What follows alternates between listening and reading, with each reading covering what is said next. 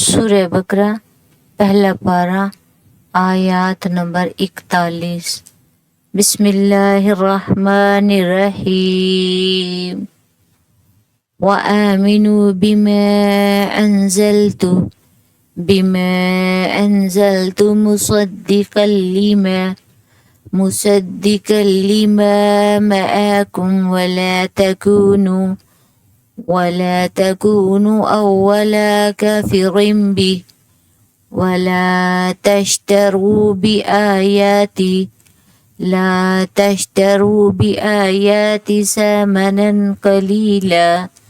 ثمنا قليلا وإياي فاتقون۔ انگلش میں قرآن پاک۔ اب اردو میں ترجمہ۔ اور اس کتاب پر ایمان لاؤ جو میں نے اپنے رسول صلی اللہ علیہ وسلم محمد صلی اللہ علیہ وسلم پر اتاری ہے۔ پھر انہوں نے یہ بھی فرمایا حضرت یعقوب علیہ السلام کو اور ہمیں بھی، ان کی اولاد کو بھی فرمایا تھا، اور ہمیں بھی حکم ہے کہ جو کتاب اللہ تعالیٰ کی طرف سے اتاری گئی ہے، محمد صلی اللہ علیہ وسلم پہ کون سی کتاب اتاری گئی؟ قرآن پاک۔ تو اس کا کہہ رہے ہیں کہ اس پہ ایمان لے آؤ، ایمان لاؤ جو میں نے اپنے رسول پر کتاب اتاری ہے، حالانکہ یہ اس کی اصلاح تصدیق کرتی ہے، یہ اس کی صلاح اور تصدیق۔ یہ دیکھو انہوں نے یہ نہیں کہا اب کتنی کتابیں ہیں اس دنیا میں، کتنی یونیورسٹیاں چلی جائیں، کہیں چلے جائیں، فلاں ڈگری فلاں کورس، تو اللہ تعالیٰ نے کسی کا ذکر نہیں کیا، کوئی کتاب اللہ تعالیٰ نے نہیں بھیجی، نہ ہی اتنے دنیا میں بڑے بڑے فلاں ہیں، اتنے پیر ہیں، اتنے ولی ہیں، اتنے فلانے، اللہ تعالیٰ نے ان کا ذکر بھی نہیں کہا کہ ان پہ ایمان لاؤ، ان سے ڈرو، کہا ہے ڈرو صرف مجھ سے، ایمان لے محمد صلی اللہ علیہ وسلم پہ، وہ ان کے بندے اور نبی ہیں، اور کتاب انہوں نے صرف قرآن پاک کا کہا ہے۔ ہم جتنی ڈگریاں حاصل کر لیں، ہمیں ایمان کس کے اوپر لے آنا ہے؟ کتاب قرآن پاک پر۔ اور پڑھنا کس کو چاہیے، کس کے اوپر عمل کرنا چاہیے؟ قرآن پاک پہ، نہ کہ جتنی یونیورسٹیوں، سکولوں اور جدھر کی گندگیاں ادھر ایمان لانا چاہیے۔ نہیں، اللہ تعالیٰ کی کتاب پہ، قرآن پاک پہ ایمان لاؤ، اس کو سمجھو، اور محمد صلی اللہ علیہ وسلم پہ ایمان لاؤ، اور جو کتاب میرے نبی پہ اتاری ہے، حالانکہ یہ اس کی اصلاح تصدیق کرتی ہے، یعنی کہ یہ تصدیق کرتی ہے یہ کتاب کہ یہ محمد صلی اللہ علیہ وسلم اللہ کے نبی ہیں، اور یہ کتاب ان کے اوپر اتاری گئی جو تمہارے پاس ہے، اور تم ہی سب سے پہلے اس کے منکر نہ بنو۔ تو انہوں نے کہا یہ جو کتابیں تمہارے پاس ہیں، یہ اس کے منکر سب سے پہلے تم نہ بنو۔ اب ہمارے پاس یہ قرآن پاک ہے، کتاب ہے، تو ہم اس کا انکار کرتے ہیں۔ انکار یہی ہے، اس کو پڑھتے نہیں ہیں، اس کو سمجھتے نہیں ہیں، دوسروں سے فتوے لیتے رہتے ہیں، دوسروں کے پیچھے بھاگتے رہتے ہیں، کیا کچھ کرتے رہتے ہیں۔ اگر ہم اسی قرآن کو پڑھ کے، اس کو سمجھ کے، اس کے اوپر عمل کریں اور اس کا انکار نہ کریں، انکار نہیں یہ نہیں ہے کہ ہم اس کو پیٹھ نہ کریں، اس کو اونچا رکھیں، نہیں، انکار یہ ہے کہ ہم اس کو پڑھتے نہیں، جو کچھ اللہ تعالیٰ نے قرآن پاک میں ہمیں بتایا، حکم دیا، اس پہ عمل نہیں کرتے، اور میری ایتوں کو دنیا کی تھوڑی سی قیمت پر فروخت نہ کرو۔ پہلے ایسے کرتے تھے، اب بھی قرآن پاک کی آیات کی چند ان کا ترجمہ الٹ پلٹ کر لیتے ہیں اور اپنے فائدے اور اپنے فرقے کے لیے اس کو یوز کرتے ہیں۔ تو اللہ تعالیٰ نے سخت منع فرمایا کہ میرے قرآن پاک کی آیتوں کو چند پیسوں کے لیے فروخت بھی نہ کرو۔ فروختی کرتے ہیں نا، اب دیکھیں کسی پیر کے پاس چلے جائیں، بولیں گے یہ پڑھو، یہ نہیں بولیں گے قرآن پاک پڑھو، وہ کوئی ایک چیز بتا دیں گے، کہیں گے یہ پڑھو آپ کا کام ہو جائے گا۔ اگر انہی ایک چیز سے کام ہوتا تو پھر اللہ تعالیٰ سارا قرآن پاک کیوں اتارتا؟ وہ تو وہی ایک چیز ہر کوئی گلے میں بھی لٹکا لیتا، پڑھ بھی لیتا، تو ان کے سارے کام ہو جاتے۔ اللہ تعالیٰ نے ایک چیز قرآن پاک میں بتائی ہے، تو ہمیں قرآن پاک کو پڑھنا چاہیے اور اس کو سمجھنا چاہیے اور اس پہ عمل کرنا چاہیے، اور دوسروں کو بھی کہتے رہنا چاہیے،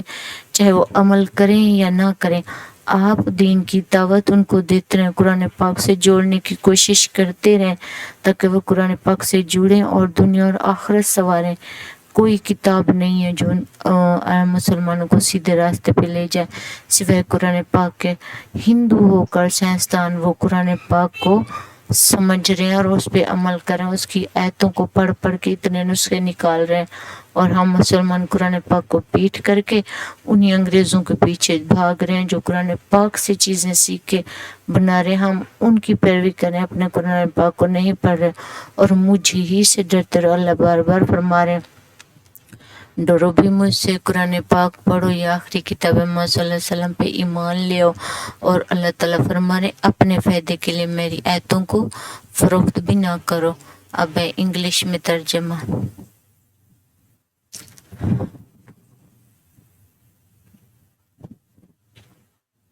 اور یہ لفظ بلفظ ترجمہ، وَآمِنُوا اور ایمان لیو، وَآمَنِي اور آمِنُوا ایمان لیو، بما انزلت بما ساتھ، انزلتا اتارا تھا اس کے جو نازل کیا،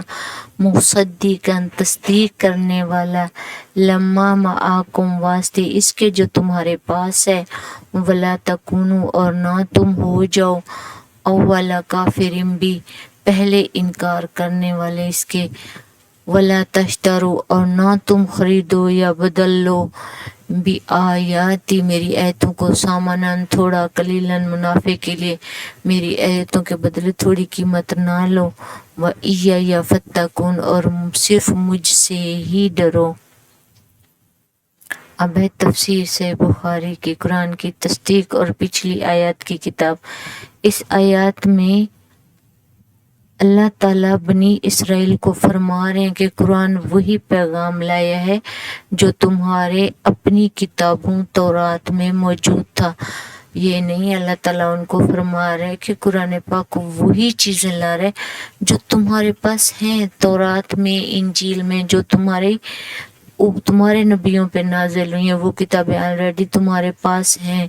تو یہ کوئی نئی چیز نہیں ہے، یہ انہی کی تصدیق کر ہے، ساری چیزیں وہی ہیں جو تمہارے پاس موجود ہیں۔ صحیح بخاری حدیث نمبر 4485 کے مطابق رسول اللہ صلی اللہ علیہ وسلم کی آمد کی نشانی اہل کتاب کی کتب میں درج تھی، یعنی جو ان کی کتابیں تھی، تورات، انجیل، جتنی کتابیں تھی، ہر کتاب میں محمد صلی اللہ علیہ وسلم کی آمد کا ذکر بھی تھا، اور ان کی نشانیاں بھی تھی کہ وہ ایسے ایسے ہوں گے نبی، ایسے ہوں گے، ان میں یہ ہوگا یہ ہوگا، وہ ساری خوبیاں اور ساری ان کی نشانیاں ادھر موجود تھی۔ لہٰذا قرآن کا انکار دراصل اپنی ہی کتابوں کی تعلیمات کا انکار ہے۔ انہوں نے فرمایا کہ جو قرآن پاک کا انکار کرے گا تو سمجھو انہوں نے جو ان کے اوپر اتاری گئی تھی تورات، انجیل، اس سے پہلے بہت ساری کتابیں، زبور، تو انہیں میں سب کا ذکر تھا، اس میں نبی کریم صلی اللہ علیہ وسلم کا ذکر تھا۔ تو اللہ تعالیٰ نے فرمایا اگر تم لوگ قرآن پاک کا انکار کرتے ہو تو سمجھو تم اپنی کتابوں کا انکار کر رہے ہو، کیونکہ تمہاری کتابوں میں تو میں بتا چکا ہوں کہ ایسے ایسے نبی آئیں گے، ایسے آخری کتاب آئے گی جو ساری کتابوں کی تصدیق کرے گی، ایسے نبی آئیں گے جو سارے نبیوں کی تصدیق کریں گے، جو سارے نبیوں کی وہ ہوں گے، اور آخری نبی قیامت تک ہوں گے، ان کے بعد نہ تو کوئی نبی آئے گا نہ ہی کوئی کتاب آئے گا۔ اب دیکھو صدیاں گزر گئی، کوئی نبی آیا، ہم اپنی مرضی سے تو جس کو ولی بنا لیں، نبی بنا لیں، تو بس تک کیا کچھ بنایا ہوا، لیکن اللہ تعالیٰ نے تو نہیں بھیجا نا کسی کو، انہوں نے تو جگہ جگہ فرمایا آخری نبی محمد صلی اللہ علیہ وسلم ہے، اور کتاب بھی وہی ہے، اس کے کتاب بعد کوئی کتاب نہیں آئے گی۔ پہلے انکار کرنے والے نہ بنو۔ بنی اسرائیل کے علماء کو پہلا کافر بننے سے اس لیے روکا گیا کیونکہ وہ صاحب علم تھے، یعنی ان کو یہ فرمایا گیا کہ تم علماء ہو، تم پہلے کافر نہ بنو، کیونکہ وہ سب کچھ جانتے تھے، پڑھے لکھے تھے، ان کو اتنا علم تھا، اس لیے ان کو روکا گیا کہ وہ مدینے میں سب سے پہلے پیغام ان تک پہنچانا تھا، کیونکہ جو بھی پیغام آتا تھا ان کے پاس اتنا علم تھا کہ مدینے میں سب سے پہلے ان کے پاس جاتا تھا۔ تو اس لیے انہوں نے کہا کہ اس کتاب کا سب سے پہلے تم انکار نہ کرنا تاکہ تم کافر نہ بن جاؤ، کیونکہ وہ ان کے پاس اتنا علم تھا، اور میں مدینے کو وہ صاحب استطاعت، یعنی سب کچھ ان کے پاس پیسہ اور دین اور سب کچھ تھا۔ صحیح بخاری کی تعلیمات کے مطابق تعلیمات بتاتی ہیں کہ جو شخص کسی برے کام کی بنیاد رکھتا ہے، صحیح بخاری کی تعلیمات میں یہ بات بتائی گئی، یہ حدیث ہے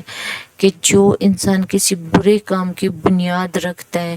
یعنی برا کام کرتا ہے یا شروع کر جاتا ہے اور اس کو دیکھ کے لوگ کرتے ہیں اور اس کا اور اس کی پیروی کرنے والوں کا بھی گناہ ملتا ہے، وہ جو خود ایک بندہ ہے تو استغفر اللہ کوئی بدعت اختیار کر لیتا ہے، کوئی برا کام کر لیتا ہے، دیکھو اب بہت ساری چیزیں جو نہیں تھی لوگ کر رہے ہیں، یہ بھی تو بدعت ہے، اپنی طرف سے ایجاد کی ہوگی کسی نے۔ نبی کریم صلی اللہ علیہ وسلم کے اتنے صحابہ تھے، انہوں نے 12 ربیع الاول نہیں منائی، حضرت امام حسین رضی اللہ تعالی عنہ کے تھے تو انہوں نے چلیس میں یہ چیزیں نہیں کی، آخر کوئی تو یہ ان کو بنا کے گیا ہے نا، تو یہ جو سب کر رہے ہیں تو یہ بدعت، وہ تو کر گئے ان کو تو گناہ ملے گا، جو پیچھے کر رہے ہیں اس کی پیروی کر رہے ہیں ان کو بھی اتنا ہی گناہ ملے گا۔ اب ہے کوئی غلط کام کرتا ہے، کوئی برائی کرتا ہے، یہ چیزیں شراب جوا یہ چیزیں کوئی دیکھے اڈے بنا جاتے ہیں، یہ شراب خانہ ہے، یہ جوا خانہ ہے، یہ فلاں ہے، یہ فلاں ہے، یہ تو بس تک زنا کے اڈے ہیں، آخر کوئی تو اس کو بنا کے جاتا ہے نا، اس کو تو جو گناہ ملے گا ملے گا، لیکن جو پیچھے ویسا کرتے رہیں گے وہ اس کو مرنے کے بعد قیامت تک بھی نہ کرتے ہوئے بھی اس کو گناہ جاتا رہے گا اور اس کے اعمال نامے میں لکھتا جائے گا کہ اس نے یہ بنیاد رکھی تھی تو اس کو گناہ مل رہا ہے۔ توبہ استغفر اللہ، اس لیے کہتے ہیں کہ انسان کا پتہ نہیں ہوتا کون سی آخری سانس ہے، تو ہر کام اچھا کرنا چاہیے، بنیاد اچھے کام کی رکھنی چاہیے۔ اب دیکھیں اگر کوئی دین کی تبلیغ کر جاتا ہے، کوئی قرآن پاک کی کوئی مسجد بنا جاتا ہے، کوئی مدرسہ بنا جاتا ہے، کوئی غریبوں کے لیے کچھ کر جاتا ہے، کوئی قرآن پاک کے دین کو پھیلانے کے لیے خود چلو وہ کام نہیں کر سکتے، کچھ لوگ ہوتے ہیں بزی ہوتے ہیں اور ان کے پاس علم بھی نہیں ہوتا، تو جو دیندار لوگ ہیں دین کو پھیلا رہے ہیں تو اگر وہ ان کا ساتھ دیتے ہیں تو مرنے کے بعد ان کو ثواب ملتا رہے گا۔ جتنی لوگ ادھر بیٹھ کے قرآن پاک سیکھیں گے، نماز پڑھیں گے، نیکی کریں گے، وہ اس کے مرنے کے بعد بھی اس کو ثواب جاتا رہے گا، اور اگر کوئی گناہ کر جائے گا تو اس کا گناہ تو بس استغفر اللہ اس کو جاتا رہے گا۔ تو اچھا نہیں ہے کہ ہم مسلمان ہیں تو الحمدللہ کوئی اچھی بنیاد رکھیں تاکہ ہمارے مرنے کے بعد بھی اس کا ثواب ہمیں ملتا رہے، نہ کہ کوئی ایسا برا کام کر جائے تو بس استغفر اللہ جس کا گناہ ہی ملتا رہے گا۔ ٹھیک ہے، کچھ چیزیں ہوتی ہیں جن کا وقتی فائدہ ہوتا ہے، جیسے شراب خانہ کھول لیا، جوا خانہ، زنا خانہ، ٹھیک ہے ان کو اس ٹائم پہ پیسے مل رہے ہوتے ہیں اور جو پیچھے چلاتے ہیں ان کو بھی، لیکن یہ تو اس دنیا کا ثواب وہ ہے کہ ہاں ان کے پاس یہ آ رہے ہیں، ان کو یہ تو نہیں پتہ اس دنیا میں بھی وہ گناہ کما رہے ہیں اور اپنی آخرت بھی خراب کر رہے ہیں۔ اس لیے ہر مسلمان کو اچھے کام کی بنیاد رکھنی چاہیے، اچھے کام کے لیے لوگوں کو بلانا چاہیے، اچھے اچھے لوگوں میں بیٹھنا چاہیے، خود بھی ایسی باتیں کرنی چاہیے کہ کوئی ایک آپ سے اچھی بات سیکھ جائے تو آپ کو مرنے کے بعد ثواب ملتا رہے، نہ کہ کوئی ایسی برائی پھیلا جائے کہ وہ آپ کو دیکھ کے برائی کریں اور آپ کو بلا وجہ قیامت تک جو ہے گناہ ملتا رہے۔ اب دیکھیں توبہ استغفر اللہ، جیسے کہ پردے اتر رہے ہیں، گندے غلیظ کپڑے پہنے جا رہے ہیں، سب کچھ، تو جو یہ پہنتا ہے، جو وہ ڈیزائن کرتا ہے، جو تو ڈیزائن کرنے والے کو گناہ، جو پہنتا ہے اس کو گناہ، اور اس کو دیکھ کے جو باقی کرتے جا رہے ہیں وہ بھی اس کے اعمال نامے میں لکھا جائے گا مرتے دم تک، قیامت تک، بلا وجہ ان کو جب اللہ تعالیٰ نے حکم دیا ہے پردہ کرو، بیویاں ایسے رہیں، تو بس تک فی الحال آج کیا کچھ کر رہے ہیں، تو جو خود کر رہے ہیں اور جو دیکھ کے کر رہے ہیں، تو جس کو دیکھ کے کر رہے ہیں اس کو بھی گناہ، جو خود کر رہے ہیں اس کو بھی گناہ۔ تو اسی لیے خدا را اچھے لوگوں کی کاپی کریں، اچھے لاگوں میں بیٹھیں، اچھے کام کی خود بھی بنیاد رکھیں اور دوسروں کو بھی ہدایت دیں۔ دنیا کے بدلے دین کا سودا۔ اب تھوڑی قیمت، سمنن قلیلن سے مراد، سامانن قلیلن تھوڑی قیمت سے مراد وہ دنیاوی فائدے ہیں۔ اب جیسے ابھی میں نے بتایا کہ دنیا میں کوئی غلط کام، کسی بھی چیز کا اڈا یا کچھ کر لیتے ہیں، اب جیسے مسجد نہیں بناتے تو بس تکفلا درباریں بنا دیتے ہیں، جبکہ پکی قبر بنانا بھی حرام ہے۔ ادھر تو پتہ نہیں کیا کچھ کر رہے، تو پر غلاف ڈالے جا رہے ہیں، فلاں کیا جا رہا ہے، فلاں کیا جا رہا ہے۔ یہ دنیا میں فائدہ دیتے ہیں، ڈیلی پیسہ آتا ہے، سب کچھ ہوتا ہے، تو یہ اس دنیا میں سامانن کے لیے تھوڑا سا فائدہ ہے۔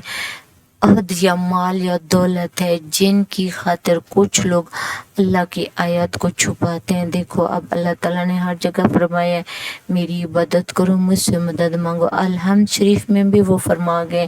ایاک نعبد و ایاک نستعین، میری عبادت کرو، مجھ سے مدد مانگو۔ پھر بھی لوگ گھما پھرا کے کہتے ہیں کہ اللہ کے پاس وسیلہ ہونا چاہیے، اللہ تعالیٰ ایسے نہیں سنتا، تو آیتوں کو چھپا رہے ہیں نا، اپنی طرف سے ایسے بدعتیں پیدا کر رہے ہیں کہ لوگ ان سے مانگیں، توبہ استغفر ان کے آگے جھکیں، ان کو سیدھے کریں، ادھر پیسے ڈالیں، ادھر وہ نظر و نیاز کریں، ادھر منتیں مانیں، تو وہ اللہ تعالیٰ کی آیتوں کو چھپا کے اپنے فائدے کے لیے یہ بدعت یہ چیزیں پھیلا رہے ہیں۔ تو ان کو ادھر تو تھوڑا بہت فائدہ مل جائے گا، لیکن مرنے کے بعد تو ان کو قیامت تک گناہ ہی ہوتا رہے گا۔ اللہ تعالیٰ نے صاف اعلان کیا ہے کہ شرک والے کو وہ کبھی معاف نہیں کرے گا۔ اچھا چھپاتے ہیں یا بدل دیتے ہیں؟ اب کچھ لوگ ہوتے ہیں بدل بھی دیتے ہیں، جیسے اللہ تعالیٰ نے کچھ کہا تو وہ اس کو اب جیسے کہتے ہیں تو بس اللہ وسیلے کے بغیر نہیں سنتا۔ یہ کتنی غلط بات۔ اللہ تعالیٰ خود فرماتا ہے میں تو شارک کے قریب ہوں،